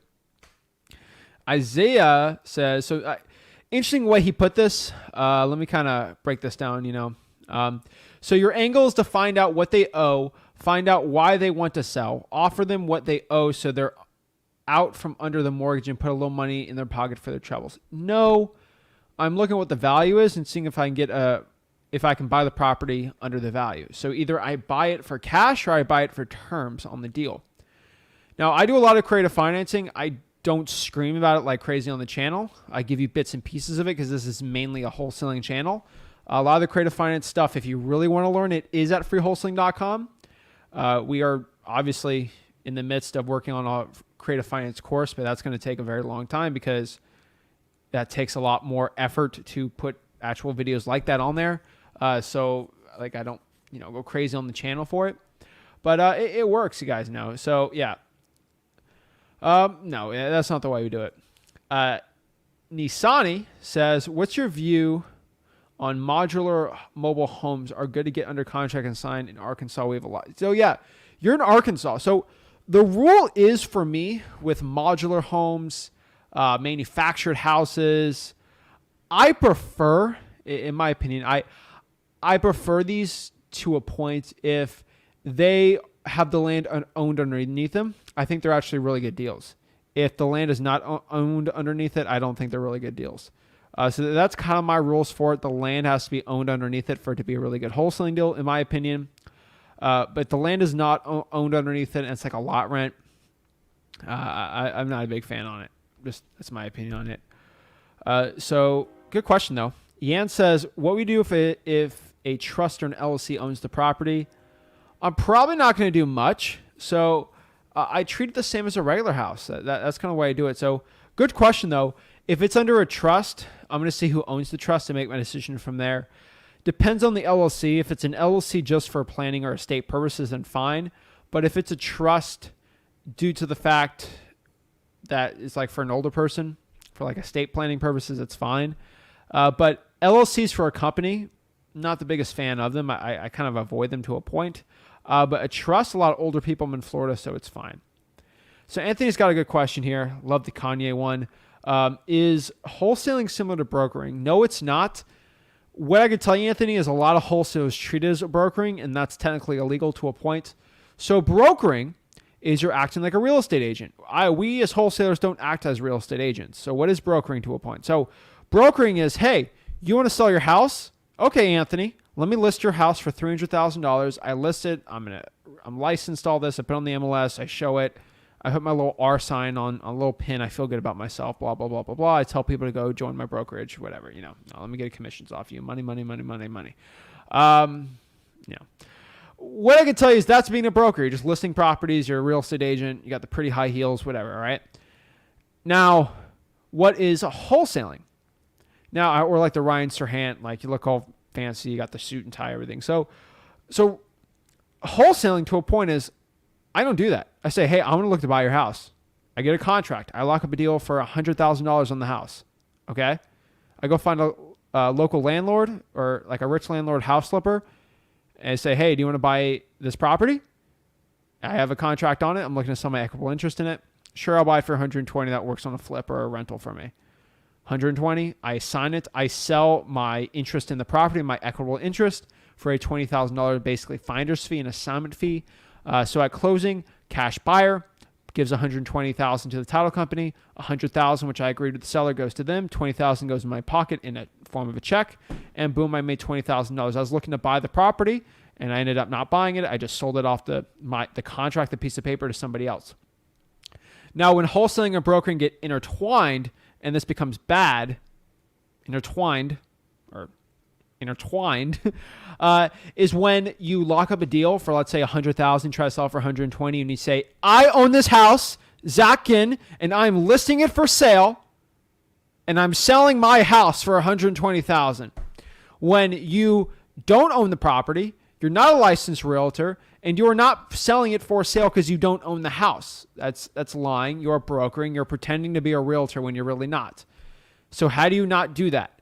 You tell people that you are actually selling your equitable interest in the property, not you're selling the house. The biggest red flag I see when someone says house is for sale. No, I'm selling my equitable interest in the property. I'm doing an assignment of contract on this deal for $120,000. I do not own this property. Disclose to the cash buyer. So it is not similar at all. A lot of wholesalers pretend like they're realtors because a lot of them are wannabe realtors to a point, which really not that hard to be a realtor. They make a lot less money. That's sort of how that works. I'm not a big fan of the brokering model. You make a lot less money as a realtor. So no. So it's not similar. You got to treat it differently. Treat it as a real estate investor and you'll be fine. You can kind of, So Teresa asked this one, so do you have to have an LLC to sell the assignment? No, you do not. First couple deals, I actually put it in my own name. Then I got an LLC, and the whole thing was history from there. Actually, I have a corporation now, so multiple corporations for it. So Corinthian, that's actually a cool name. I love it. What is your view on a property that the town says the home can't be occupied and has been sitting vacant? I would assume, there's got to be a major issue. It might even be on the demolition list, so be careful on that one. But those are still good properties you can do if someone flips it over. So guys, FYI, I've been asked a million times, Zach, when I start JVing with you. We are now back open. We had a problem getting to everyone because we had so many leads filled in and I didn't have enough dispositions managers on there because I did not assume so many people needed their deals JV'd. So I kind of paused the JVs. We kind of dealt with all the people we had in the back end, helped them dispose the deals. And then if the deal was not good, we kind of just said it's not a good deal.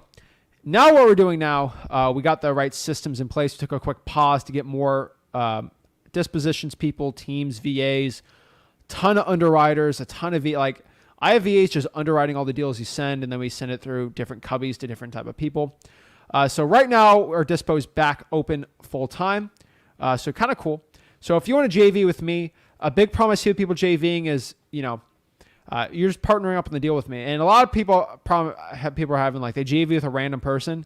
And then they're like, well, the JV is now 30-70 because, I just did more. Like my reputation's on the line with these JVs. So if we screw you out of the deal, my reputation's on the line and it's documented that we screwed you out of the deal. So that is the point on these. My reputation's on the line. We run a legit business here and I do a good amount of JV deals. So if you have a property under contract, we can do a 50-50 split on them. If they're not under contract, it might be a little different. You're more of a bird dog at that point, but we still want to pay you. But most of the time, if you have a property under contract, those are most of the deals we do. You can actually send it over. We can sell the deal for you and help you out with the process. Just go to www.flipwithrick.com/JV with me. Just understanding if you JV with us, we are working on the deal. We're going to find the buyer on it. You're not going to find the buyer. And then we'll help you in the dispositions process and we'll be helping you. One thing about that though, our team most likely will probably have to help you with the seller too. Because we're going to be using our buyers that we're dealing with. So we might need to be talking with the sellers too, but it's going to be my team. So just FYI. The only reason why we want to do the JV, first of all, it makes us a ton of money, but also there's just too many bad JV partners out here screwing people. So yeah. So I get asked, Zach, are you doing JV deals in Georgia? Are you doing JV deals here? We are doing JV deals all over the country. One thing I am telling you though, if you have a deal that's worth $300,000 to a cash buyer and you lock it up for $350 and it's not a deal, don't be upset with me if we don't JV. We'll give you a text saying this didn't qualify because we don't think there's actually any equity in the deal. Like I have full-time underwriters I use for my own dispo team working on here and extra people. Like, guys, I've been working like crazy getting like, everyone's like, what's Zach doing on a Friday when Rick's on live? Like, guys, I'm working with underwriters. I'm testing things out. I'm testing systems out. Like, we've been working hard on this. So guys, I'm telling you, if you want help JVing on your deal, www.flipwithrick.com/JV with me. Let me put it on here too. You can joint venture with us. You don't have to, obviously, but like it does. I just want to help you guys out on here so everyone knows on here. But we're trying to get to at least 100 JV deals a month by next year. So, I mean, I don't need any of y'all's deals, but a lot of people end up getting properties on contract, not selling them. They lose out on their first deal. So I want to help with that too. So yeah, pretty cool. So if you want to JV with me, just go to www.flipwithrick.com/JV. Oh, what? Wrong link. Sorry, y'all. Why did it say JV with Rick? I'm having a brain fart. All right. flipwithrick.com/JV with me. I don't know why I put that there. All right. www.flipwithrick.com/JV with me. So you want to send me a real estate wholesaling deal, want to JV with me on there, you can do it there and on the bottom here. So let's kind of talk some more questions. I'm struggling to have people pick up cold calls at normal. Let me know what list you have. So C Rose 10 Toes Down. Interesting name. Love it. Would you recommend getting the contract in your name? So I would put it in your LLC's name if you have one. No land trust, or your personal name if you don't have an LLC. I don't think that's that big of a deal. So high equity, Aaron, is actually a percentage of how much the property is owed versus the value.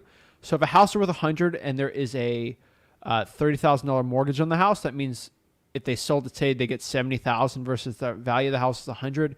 That's 70 divided by the 100. That's 70% equity, which is considered high. Anything over 50%, I would call it high equity to a point. I like 50%, but yeah.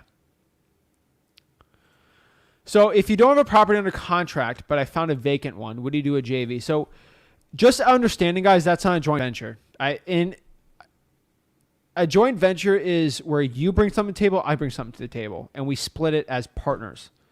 The reason why I like JVing is because we're 50-50 partners on the transaction. You brought a hard part of it, which is getting under contract. Then I bring the other hard part, which is doing the dispo. This is a mutual benefit. The problem is if my team has to lock it up, then we're doing more work and we need more of a percentage. So I prefer the 50-50 split. I like you working with me as an equal partner. It just feels better. I don't like having more on a deal when you bring it than not, but it doesn't make sense for me. So I prefer everybody just get the deal under contract. But you could send them in if you put in the notes, and we can have our team lock it up for you too. But the strong shoots the dispo for me on these because they're nationwide. The acquisition is strong on locally, and then the local virtual markets we're in. But yeah, how do I JV with you? www.flipwitheric.com/JV with me. If you go to freewholesaling.com also, FY everyone, freewholesaling.com. Let me pop up freewholesaling.com. It's actually all in there too.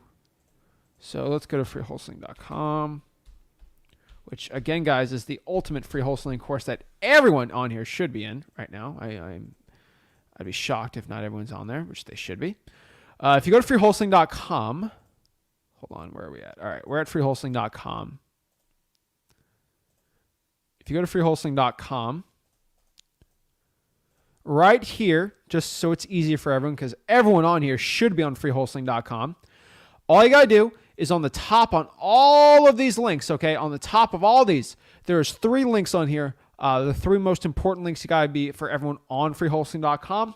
All you got to do is click here to join the Facebook group so you can interact with everyone, join the mastermind, talk to me one-on-one. That's important link number 1. Number 2, watching the live streams currently. You're watching the live stream, so very important you're watching this. And lastly, if you have a deal you want to join venture with me on this, all you got to do, click here to JV with me. And that link's not working for some reason. Great. All right, so we'll go work on that link. So www, let's just put it in right here. So www. So I'll switch that link up tonight whenever I can get coding on there. JV with me. So I just put the link on there. Let's go here. So www.flipwitheric.com/JV with me. Earn while you learn. So that's how you hop on here, and you can just kind of comment on here. So just go right here, click it, brings you to an intake form here. And then basically you just intake your lead, more or less right here. And then you just got to submit the property address, the asking price, how much you were looking to sell the house, the contract price, basically how much you're looking to sell it with us, the deal you have under contract, what's the Zillow. It just helps us overall look at everything. You have to attach the contract, okay? You have to signify if you've attached the contract or not. If you want to call ASAP to get things sold, you have to attach the contract on that. Put your inspection period, your seller's information, just a little questionnaire, and then you attach the contract right there.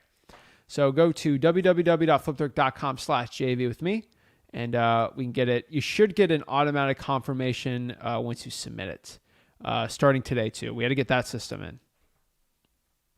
So Cody says, can I just work for you instead of wholesaling?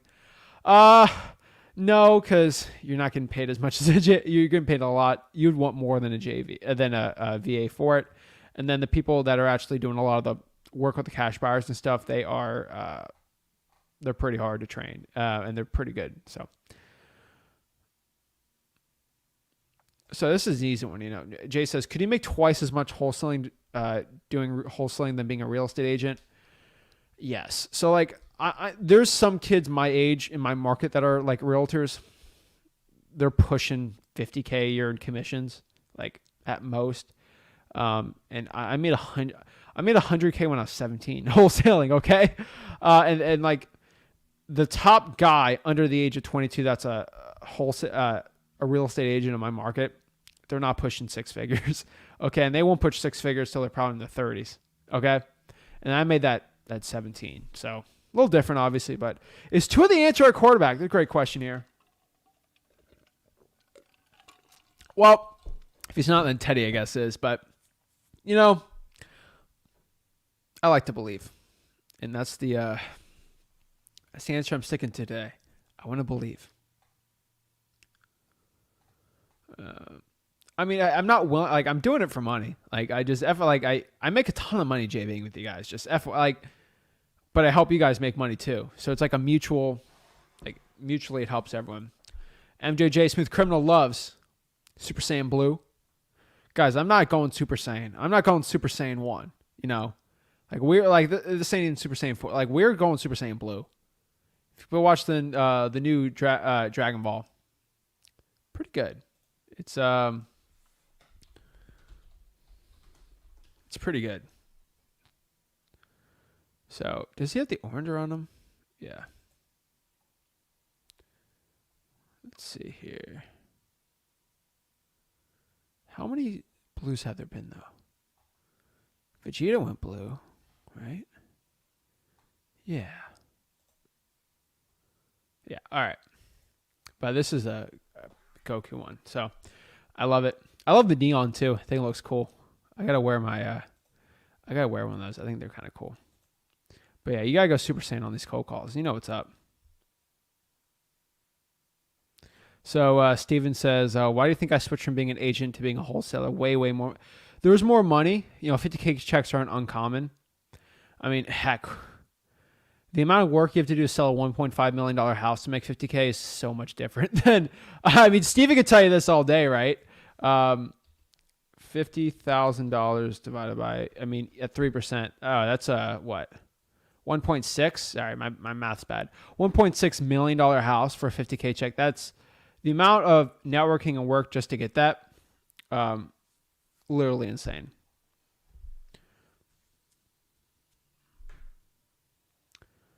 Let's see.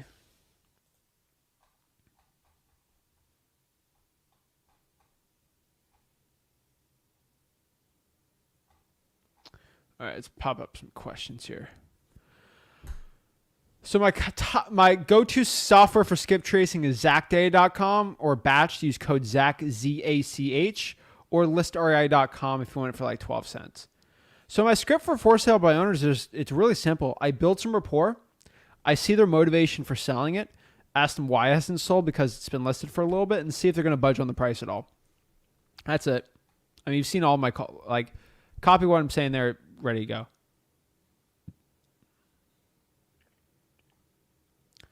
So voicemail setup, since there is a market correction, I'm not calling a market correction currently.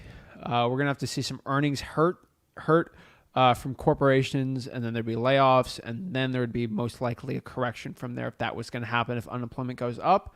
Currently, the numbers do not support it, but we do see futures, and it's looking 50-50 at best. So we are currently not in a correction, though. FYI, for everyone out here, we are not in a correction. Not yet. I would not say that yet.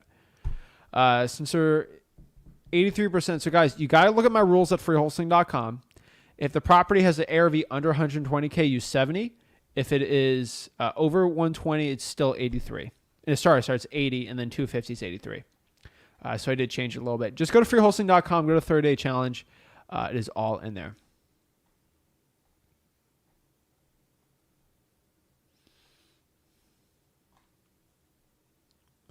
Let's see here. Yeah, there are demolition lists. Some cities and counties have that. That's another part of the government list I should probably be talking about. It's a little harder. It's a little more knit. I can go. There's so many government lists I don't really usually talk about. They're pretty good though. So one's on Patriot. I'll talk about it because I did this on the call, so I will explain this. So how would you pitch that to a buyer setting up with payments? Are you just passing the terms you set to so one Tom Patriot knows exactly what I'm talking about here. I would probably pitch that over to the buyer as a wholesaler. So this is wholesaling, okay? Now, I have a lot of creative finance stuff on freewholesaling.com. I do teach creative finance. I'm not the creative finance, actually kind of am, because I've done more creative finance deals than most real estate investors have. I actually do a lot. Okay, so I technically expert in creative finance, but it doesn't take much because there's probably less than 50 big creative finance people in the country. So obviously we're in there. Wholesaling, we're up there, but not for creative, not the most insane creative person, but we've been upping it probably every quarter for the past 2 years, insane amount. Rick's been always into it. But I would pitch terms to a point. So you got to understand in wholesaling and real estate and buying real estate, either a seller can sell a property in two ways. with price or terms. So the best explanation is, let's look at a $100,000 piece of property, right? If the property is worth on its best day on the market, a cash buyer, let's say anyone's willing to buy it for $100,000 and it gets $1,000 a month in rent, right? That's a good property, right? Now, would you buy that for $110,000? Probably not. That's probably not a good deal, right? That's over what it's worth, and you can buy other houses for $100,000, so it's not worth it, right? That's what most wholesalers think one-dimensionally. Now, the way around it with the terms is, what if I could pay the guy $5 a month for 100 years, and I could rent it out for $1,000 a month and I make $950 net? I would take that all day, and I'm paying $110 over it because of how amortization works. All this, I don't want to confuse you. It's all in freewholesaling.com. But just so one time, like for a general view, of course that makes sense, right?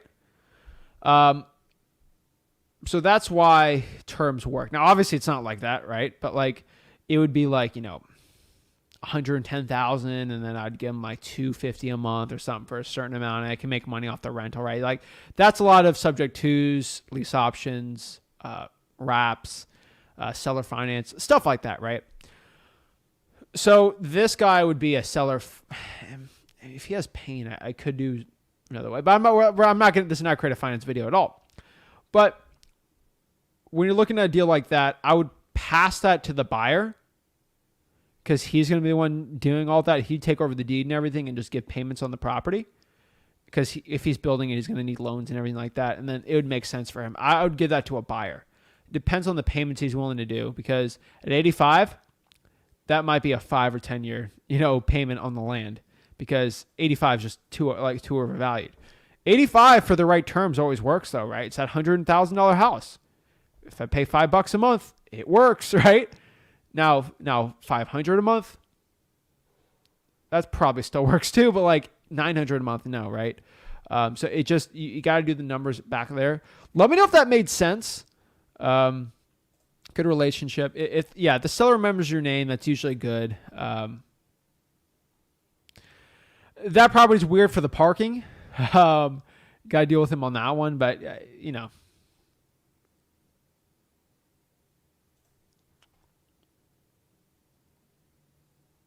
Let's see. So Steven's got he says, my top VA is in Guatemala. I pay him $8. He's a brilliant dude, but did not a great cold caller, but he's great and everything else. I pay him $2 more, $8 an hour, 2 free part-time VAs. Beautiful. Zach, every for sale by owner that I look at, Zillow only has like 20 properties, only 5 been there for 100 days. Romel, I don't know what market are you in? Because I just called easily more than that, right? So I would not be calling the We Buy Ugly Houses people, or the We Buy Ugly Houses people online. Those are most likely other wholesalers. So not a good real estate deal there.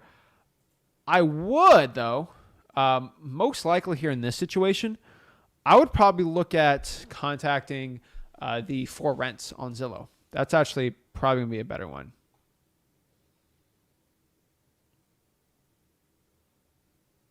Let's see here.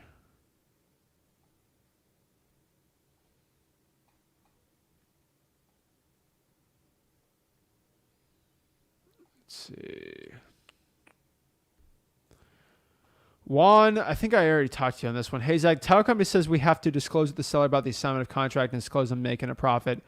Yeah, go to a new title company, bro. Yeah,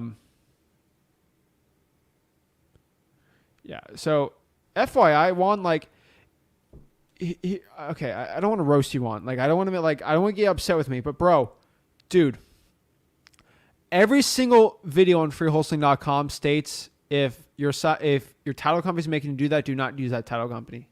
You're going against the rules, bro, and you're going to get burned if you go against the rules I have at freewholesaling.com. There's a reason why they're rules. I'm just trying to help you out with it.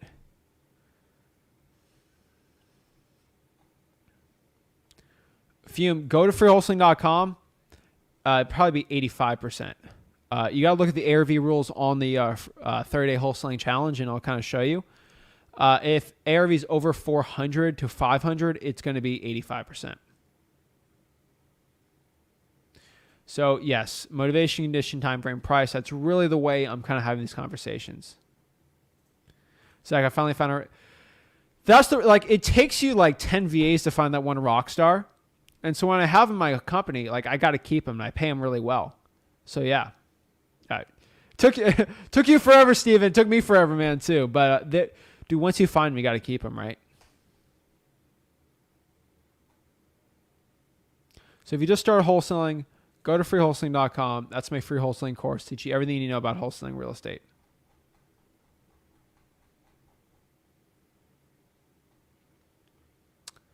Agent outreach is interesting. You know, I have my on-market MLS wholesaling course at freewholesaling.com. So again, I feel like a broken record. Guys, go to freewholesaling.com, FREEWHOLESALNG.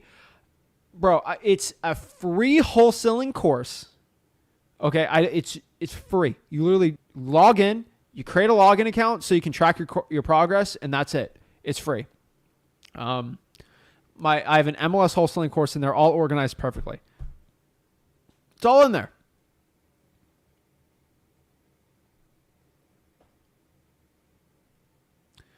I'm just telling you guys, like, so Ron Mal said, what's the next one-on-one call? Well, next one-on-one calls are tomorrow. So Wednesday, we have some formats everywhere. So we're talking about Flip of the Rick. So Wednesday, Thursday, Friday, you can do one-on-ones. Sundays, I'm testing out doing some lives on the personal Zach Ginn channel. We're going to do some interesting topics. I did a really fun one last Sunday night. And then Monday, Rick goes live on his personal channel, the Rick Ginn channel. Then you can talk to him one-on-one there. So I do recommend everyone watching this right now, go to Zach, subscribe to the Zach Ginn YouTube channel, subscribe to the Rick Ginn YouTube channel, and if you're on the Zach Ginn or Rick Ginn, subscribe to the Flip of the Rick YouTube channel. Each one has exclusive videos. The Zach Ginn one's more personal. I kind of get more personal entrepreneurship, more real estate specific, some finance stuff, and then Rick Ginn's kind of like that too. And then Flip of the Rick's kind of strictly real estate investing, wholesaling. Zach Ginn's more wholesaling and then like money and stuff like that, mindset, lessons I learned in my life to help you out in entrepreneurship. So they're all different content, and then they're all different type of wholesaling content on there that I have so much stuff I just want to like give out, like videos I want to make. A lot of them don't make the cut on Flip with Rick. And then we just post them there. And some lives I like to do that aren't Flip with Rick, like friendly to a point, which we can kind of put on there, you know. So I was kind of talking about on the last Zach Ginn live on the Zach Ginn channel on Sunday. I was kind of put like winter's coming, and I kind of explained more or less that the real estate wholesaling industry is probably going to triple. The amount of wholesalers in your market is probably going to triple in the next 3 to 4 years due to TikTok and other social medias, because it's already tripled before. And I showed exactly on that live stream what you need to do to make money with that. And actually had to partner up with with the new wholesalers in here and actually help them out and be that point of contact so you can make a ton of money with them. I kind of showed you on that live. So yeah, go to Zach Ginn channel. It's on there. It's called Winter's Coming. It's all it literally said on there, and kind of cool. Let's see. This is great live learning. So that's the point of the live, you know. That's the point, you know. Trying to teach the people wholesaling real estate, baby. All right, let's see some more questions we got. Looked at all 30 Facebook videos for the challenge. Awesome. Looking to get your first deal. Awesome. Congrats.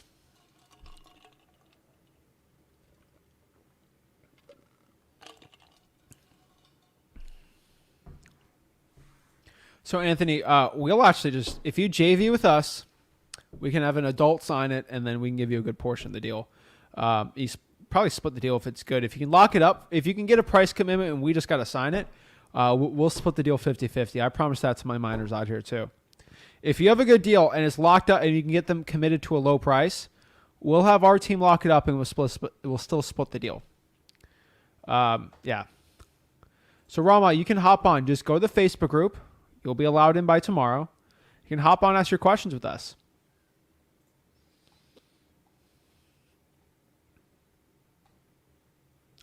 New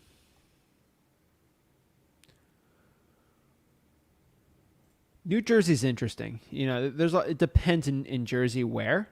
because a lot of places in Jersey are a little different, a little weird. I don't know how really to explain that the right way, but different places in Jersey is weird. All right, where are we at here? All right. Yeah, is the ARV's over 700? It not really usually. There's no course. Oh my god. What do I do? Let's type in freewholesaling.com. Bro, I just showed you the course. Look. Oh my bro, come on, dude. This actually gets ridiculous sometimes. Like, I literally typed freewholesaling.com in Google, and this is what popped up. There's no course. I hate the ... too. Like, oh my god, you just discovered something. Oh my gosh. It keeps sending me to sign up. Oh my god. What do you do if you sign up? Oh my god, what do you do if you sign up? Let's go sign up together, guys. I'm going to put testing 1-1. Testing 1-1. Oh, snap. Wait, hold on. Let's make a new one.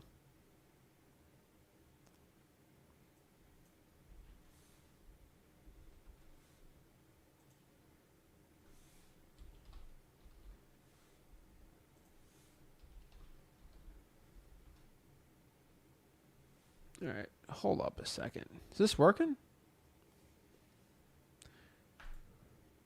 It's probably because I keep putting. You got to put in a real email. Hold on. Let me put in a real email I got.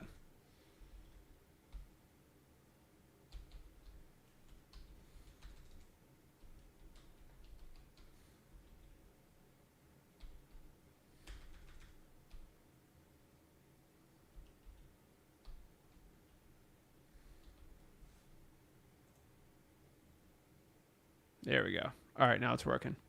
Yeah, try it out now. Beautiful. All right, let's go back here and log in.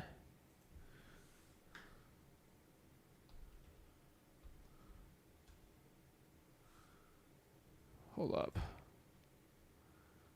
Should be working now.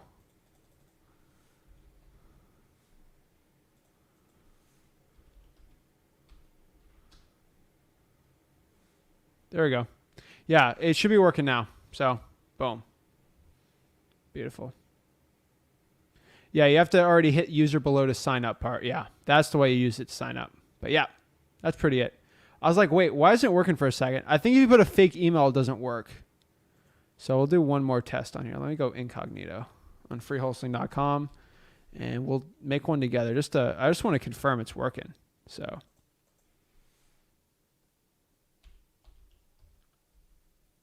All right.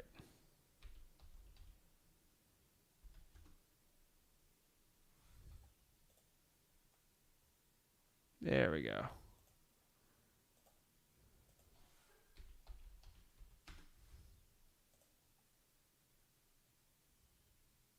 There we go. All right.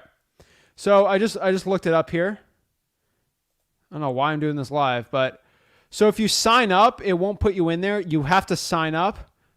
Keep your login information and then click the login and I'll log you back in.